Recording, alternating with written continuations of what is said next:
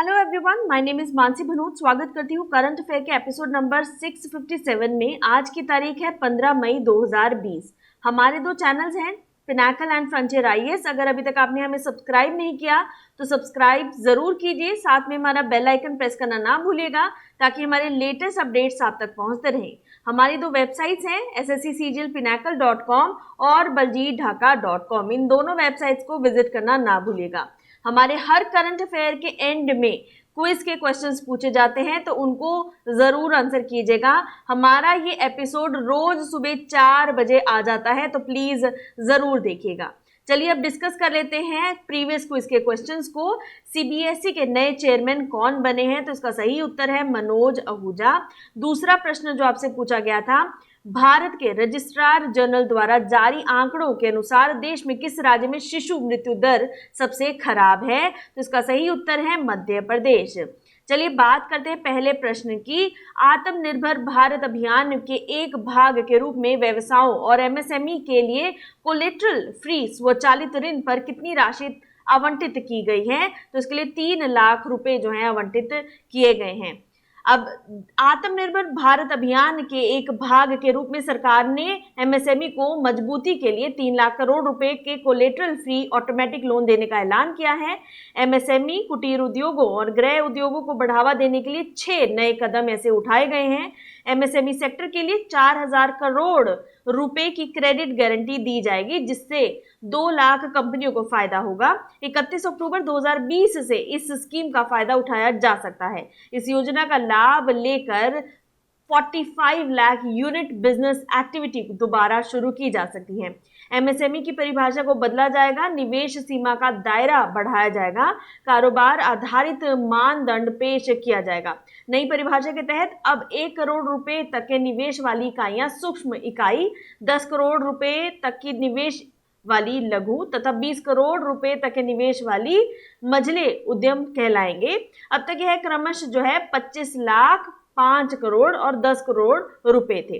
साथ ही एमएसएमई की परिभाषा के लिए सालाना कारोबार आधारित नया मानदंड बनाया गया है। इसके तहत 5 करोड़ रुपए तक के सालाना कारोबार यानी कि टर्नओवर के लिए सूक्ष्म इकाई, 50,000 के टर्नओवर के लिए लघु तथा 100 करोड़ के लिए जो मझली इकाइयां जो है ये रखी गई हैं। अब यहाँ पे आपको इंपॉर्टेंट फैक्ट्स के बारे में बता दूं। गैर बैंकिंग वित्तीय कंपनियां, आवास वित्त कंपनियां और एमएफआई सूक्ष्म वित्त संस्थान के लिए 30,000 करोड़ रुपए के धन के उधार की सुविधा भी उपलब्ध कराई जाएगी। एनबीएफसी को आंशिक क्रेडिट गारंटी योजना के जरिए जो है 45,000 करोड़ रुपए की नकदी उपलब्ध कराई जाएगी। बिजली वितरण कंपनियों को 90,000 करोड़ रुपए की आपात नकदी भी उपलब्ध कराई जाएगी। कर्मचारी भविष्य निधि ईपीएफ कर्मचारी और नियोक्ता के अंशदान के लिए सरकार 2500 करोड़ रुपए देगी। यह प्रोत्साहन योजना अगस्त तक के लिए बढ़ाई गई है। अब यहाँ पर आप स्क्रीन पर देख सकते हैं 3 lakh crore collateral free automatic loan for business including MSME. तो आप देख सकते हैं कितनी जो राशियां हैं इसके तहत आवंटित की जाएगी। अगले प्रश्न की बात करते हैं। हाल ही में किस राज्य ने के तेलिया रुमाल कपड़े को जीआई टैग दे दिया गया है? तो ये जो अवार्ड दिया गया है, टैग जो दिया गया है, वो दिया गया है तेलंगाना को। ठीक है, तेलंगाना के तेलिया रुमाल और झारखंड के सोहराई खोवर पेंटिंग को भौगोलिक संकेतक रजिस्ट्री द्वारा भौगोलिक संकेतक जीआई टैग दिया गया। तेलिया रुमाल को सूती कपड़े में जटिल हस्त निर्मित प्रक्रिया द्वारा बनाया जाता है, जिसमें 3 विशेष रंगों लाल, काले और सफेद का इस्तेमाल अलग अलग डिजाइनिंग करने के लिए किया जाता है। आजादी मिलने से पहले हैदराबाद के निजाम के दरबार में कार्य करने वाले अधिकारी चित्तूकी तेलिया रुमाल को प्रमुख जो है प्रतिनिधित्व के रूप में पहनते थे।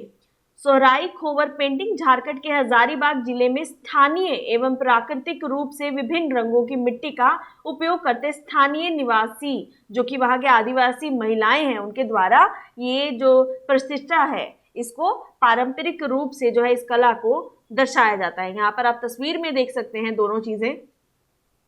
इसके अलावा आपको रिवीजन के लिए यहाँ पर बता दूं, किस राज्य के तंजावुर नीति वर्क्स और अंबु बाबुर वुड कार्विंग को जीआई टैग से सम्मानित किया गया है? थोड़े दिन पहले ये क्वेश्चन पूछा है, तो वो तमिलनाडु को दिया गया है। अब यहाँ पर आप लोकेशन देख सकते हैं। डैम्स की बात करें, नागार्जुना सागर डैम कृष्णा रिवर के ऊपर, सरिसैलम डैम कृष्णा रिवर के ऊपर, निजाम सागर डैम मंजीरा के ऊपर, श्री राम सागर गोदावरी रिवर के ऊपर। वाइल्ड लाइफ सेंचुरीज की बात करें तो पोचरम, मंजीरा, पक्खल, इस तरह की बहुत सारी सेंचुरीज यहाँ पर सिचुएटेड हैं। कैपिटल है यहाँ की हैदराबाद। गवर्नर एंड सीएम आप अपनी स्क्रीन पर देख सकते हैं। अगले प्रश्न की बात करते हैं, वैश्विक ऊर्जा संक्रमण सूचकांक 2020 में भारत का रैंक क्या है? तो भारत का रैंक है इसमें 74th जो है इसका सही आंसर है। विश्व आर्थिक मंच द्वारा जारी वैश्विक ऊर्जा संक्रमण सूचकांक में इस साल भारत का जो है 74th रैंक रहा, जबकि पिछले साल की अगर हम बात करें तो इट वाज 76th। ठीक है, इसमें दुनिया के जो है लगभग 115 देशों की ऊर्जा प्रणाली के प्रदर्शन स्तर पर सर्वेक्षण किया गया है। स्वीडन अपनी पिछले साल की रैंकिंग को बरकरार रखते हुए इस साल भी प्रथम स्थान पर आया है। यहाँ पर आप स्क्रीन पर देख सकते हैं, वैश्विक ऊर्जा संक्रमण सूचकांक के अंतर्गत दुनिया के देशों का द्वारा ऊर्जा सुरक्षा और सतत पर्यावरण को बनाए रखने का उल्लेख इसमें किया गया है। इसमें विभिन्न देशों के प्रदूषण स्तर का भी आकलन किया जाता है। चलिए अब बात करते हैं अगले प्रश्न की। वर्ष 2020 के अर्जुन पुरस्कार के लिए अखिल भारतीय फुटबॉल महासंघ द्वारा किसे नामित किया गया है? तो संदेश झिंगन एंड एन बाला देवी, दोनों जो है इसका सही आंसर है। तो करेक्ट आंसर है डी। अखिल भारतीय फुटबॉल महासंघ यानी AIFF के ने राष्ट्रीय टीम के सेंट्रल डिफेंडर संदेश झिंगल और महिला टीम की स्ट्राइकर एन बाला देवी को अर्जुन पुरस्कार के लिए नामित किया है। इस साल के खेल पुरस्कारों के लिए नामांकन भेजने के लिए मंत्रालय के निर्देशों पर अमल करते हुए AIFF ने यह नाम भेजे। फीफा विश्व कप क्वालिफायर 2015 में अंतर्राष्ट्रीय फुटबॉल में जो अपना बखूबी प्रदर्शन दिखाने के लिए झिंगन भारतीय टीम की बैक लाइन का अभिन्न अंग बन गए हैं।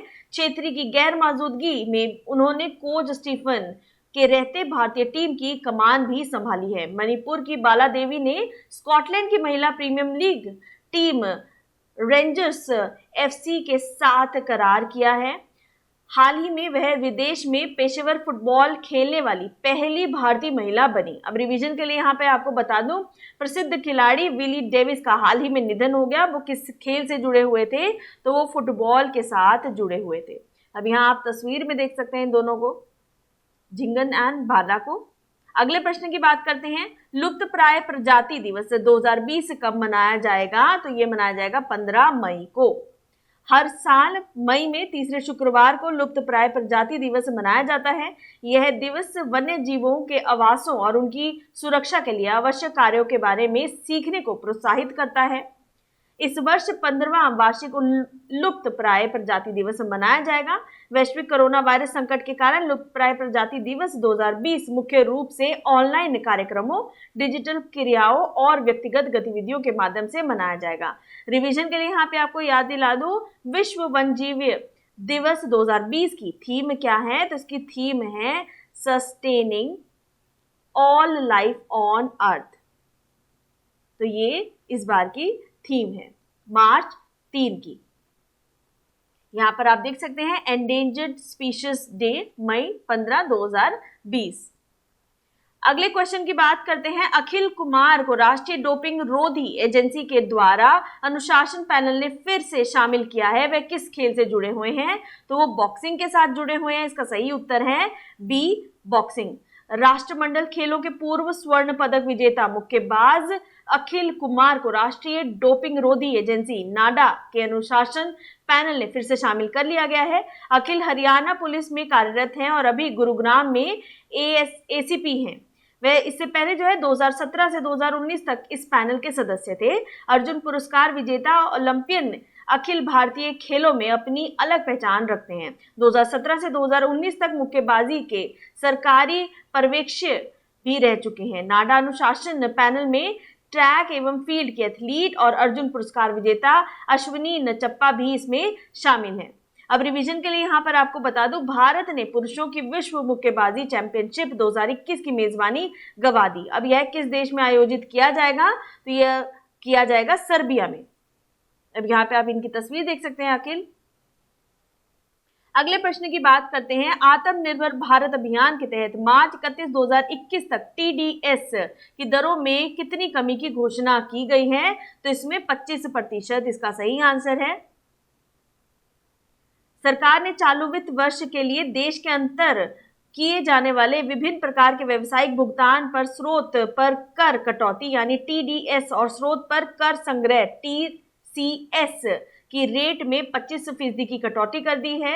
यह छूट वेतन को छोड़कर अन्य प्रकार के भुगतानों पर लागू होगी। इससे टैक्स पेयर के हाथ में 50,000 करोड़ रुपए की अतिरिक्त नकदी उपलब्ध होगी। वित्त मंत्री निर्मला सीतारमण ने प्रधानमंत्री द्वारा घोषित 20 लाख करोड़ रुपए के आर्थिक पैकेज का ब्यौरा देते हुए इस बात का ऐलान किया। यह कटौती ठेकेदारों को किए जाने वाले भुगतान, ब्याज भुगतान, किराया, लाभांश, कमीशन अथवा ब्रोकरेज सभी पर लागू इसको किया जाएगा। जिन मामलों में कर आंकलन की तिथि 30 सितंबर को समाप्त हो रही थी उसे बढ़ाकर 31 दिसंबर 2020 कर दिया गया है। विवाद से विश्वास योजना की समय सीमा 31 दिसंबर 2020 तक के लिए स्थगित कर दी गई है। यहाँ पर आप देख सकते हैं 50,000 crore liquidity through TDS TCS rate reduction. ठीक है, चलिए बात करते हैं अगले प्रश्न की। किस केंद्र शासित प्रदेश ने दिसंबर 2022 तक सभी ग्रामीण परिवारों को जल जीवन मिशन के तहत नल का जल कनेक्शन देने की योजना बनाई है? तो ये योजना बनाई गई है जम्मू कश्मीर के द्वारा। जम्मू कश्मीर ने दिसंबर 2022 तक सभी ग्रामीण परिवारों को जल जीवन मिशन के तहत नल का जल कनेक्शन देने की योजना बनाई है। वर्तमान वर्ष के दौरान केंद्र शासित प्रदेश 3 जिलों गंदरबल, श्रीनगर और रायसी के सभी 5,000 गांवों के 100% कवरेज के लिए योजना ये बना रहा है। यूटी प्रशासन दिसंबर 2022 तक 100% कवरेज की योजना इसमें बनाई जा रही है, जबकि राष्ट्रीय लक्ष्य जो है 2024-25 के लिए निर्धारित किया गया है। इस वित्तीय वर्ष के लिए संघ द्वारा जेजेएम के तहत जम्मू कश्मीर को केंद्रीय शेयर के रूप में 680 करोड़ रुपए देने की भी संभावना है। केंद्र शासित प्रदेश भौतिक और वित्तीय प्रदर्शन के आधार पर अतिरिक्त आवंटन के लिए पात्र है। यहाँ पर आप लोकेशन देख सकते हैं जम्मू कश्मीर की। लेफ्टिनेंट गवर्नर गिरीश चंद्र मुर्मू, लद्दाख के लेफ्टिनेंट गवर्नर की बात करें तो आर.के. माथुर। अगले प्रश्न की बात करते हैं। किस राज्य सरकार ने कृषि वस्तुओं की खरीद और बिक्री पर 2% का जो है कृषक कल्याण शुल्क लगाया है? तो इसका सही उत्तर है राजस्थान। हाल ही में राजस्थान राज्य में किसानों और कृषि मंडियों से जुड़े हुए लोगों ने कृषि उत्पादों पर राज्य सरकार द्वारा 2% कृषक कल्याण शुल्क लगाए जाने का विरोध किया है। राजस्थान सरकार द्वारा वर्ष 2019 में ईज ऑफ डूइंग फार्मिंग की पहल के तहत कृषक कल्याण कोष की स्थापना की घोषणा की गई है। मंडियों द्वारा एकत्रित कृषक कल्याण शुल्क को कृषक कल्याण कोष में जमा किया जाएगा। राजस्थान सरकार के अनुसार कृषक कल्याण कोष की स्थापना के बाद इस कोष के लिए किसी स्थायी आर्थिक स्रोत की व्यवस्था नहीं थी, अतः कृषि उपज पर लगाया गया यह 2% शुल्क इस कोष के लिए स्थायी राजस्व स्रोत जो है इसको उत्पन्न कराएगा। सरकार के अनुसार कृषक कल्याण शुल्क के रूप में पर्याप्त फंड का प्रयोग कृषि कल्याण के लिए ही किया जाएगा। अब यहाँ पे आपको रिवीजन के लिए बता दूं, कोविड-19 के लिए रैपिड टेस्टिंग करने वाला भारत का पहला राज्य कौन सा है? तो वो है राजस्थान। राजस्थान के आप यहाँ लोकेशन देख सकते हैं। जवाहर सागर डैम जो कि चंबल रिवर पर, जसवंत सागर डैम लूनी रिवर पर, राणा प्रताप सागर चंबल रिवर पर। नेशनल पार्क्स की बात करें, रणथंभौर, सरिस्का, क्योलाडो और डेजर्ट नेशनल पार्क। राजस्थान की कैपिटल जयपुर, गवर्नर है कलराज मिश्रा, सीएम है Ashok Gehlot, world heritage site है जयपुर सिटी और जंतर मंतर। अगले प्रश्न की बात करते हैं। पीएम केयर्स फंड ट्रस्ट ने प्रवासी मजदूरों की देखभाल के लिए कितनी राशि आवंटित करने का निर्णय किया है? तो इसके तहत कुल 1000 करोड़ रुपए की राशि आवंटित की जाएगी। पीएम केयर फंड के तहत कोविड-19 के खिलाफ लड़ाई के लिए 3100 करोड़ रुपए आवंटित करने का निर्णय किया गया है। पीएम केयर फंड से आवंटित 3100 करोड़ रुपए में से करीब 2000 करोड़ रुपए भारत में ही निर्मित वेंटिलेटर की खरीद और 1000 करोड़ रुपए प्रवासी मजदूरों की देखभाल के लिए निर्धारित किए गए हैं। 100 करोड़ रुपए कोरोना वायरस के टीके के विकास में मदद के लिए दिए जाएंगे। प्रधानमंत्री नरेंद्र मोदी ने PM cares, PM citizen assistant and relief in emergency situation fund की घोषणा की है। इसमें लोग सरकार को कोरोना वायरस जैसी स्थिति से लड़ने में मदद के लिए दान दे सकते हैं। इस ट्रस्ट का 27 मार्च को गठन किया गया था। यहाँ पे आप तस्वीर में देख सकते हैं कोरोना के खिलाफ जंग, ठीक है, कितना फंडिंग जो है कहाँ कहाँ दिया जा रहा है। अब बात करते हैं सबरी कीवर्ड्स 15 मई 2020 की। Collateral free automatic loan business और एमएसएमई के लिए जो दिया जा रहा है आत्मनिर्भर भारत अभियान, उसके तहत 3 लाख करोड़ जो है दिया जाएगा। तेलिया रुमाल क्लोथ जीआई टैग जिसको हाल ही में दिया गया है, तेलंगाना को बिलोंग करता है। ग्लोबल एनर्जी ट्रांजिशन इंडेक्स में इंडिया की रैंक जो है that is 74th। AIFF nominated arjuna award किसको दिया जा रहा है? संदेश झिंगन एंड एन बाला देवी को। एंडेंजर्ड स्पीशीज डे को 15 मई को सेलिब्रेट किया जाएगा और ये इस बार का 15वां ही इवेंट है, तो 15th टाइम ऑलरेडी मतलब इस बार सेलिब्रेट किया जा रहा है। अखिल कुमार री इंडक्टेड नाडास डिसिप्लिनरी पैनल में, ये किस फील्ड को बिलोंग करते हैं? तो बॉक्सिंग में बिलोंग करते हैं। Reduction in TDS TCS rates जो किया गया है वो कितने प्रतिशत का किया गया है? 25% का। टैप वाटर कनेक्शन दिसंबर 2020 के लिए जल जीवन मिशन के तहत जम्मू कश्मीर में किया जा रहा है। 2% कृषक कल्याण चार्ज जो लगाया जा रहा है वो राजस्थान में लगाया जा रहा है। पीएम केयर्स फंड के तहत जो माइग्रेट लेबरर्स के लिए फंड रखा जा रहा है वो है 1000 करोड़ का। अब बात करते हैं क्विज फॉर द डे की। पहला प्रश्न, हाल ही में किस राज्य के तेलिया रुमाल कपड़े को जीआई टैग दिया गया है? दूसरा प्रश्न, अखिल कुमार को राष्ट्रीय डोपिंग रोधी एजेंसी के अनुशासन पैनल में फिर से शामिल किया गया है, वे किस खेल से जुड़े हैं वो आपको बताना है। तो सब्सक्राइब जरूर कीजिएगा, साथ में हमारा बेल आइकन प्रेस करना ना भूलिएगा। Thank you so very much. Stay safe, stay home.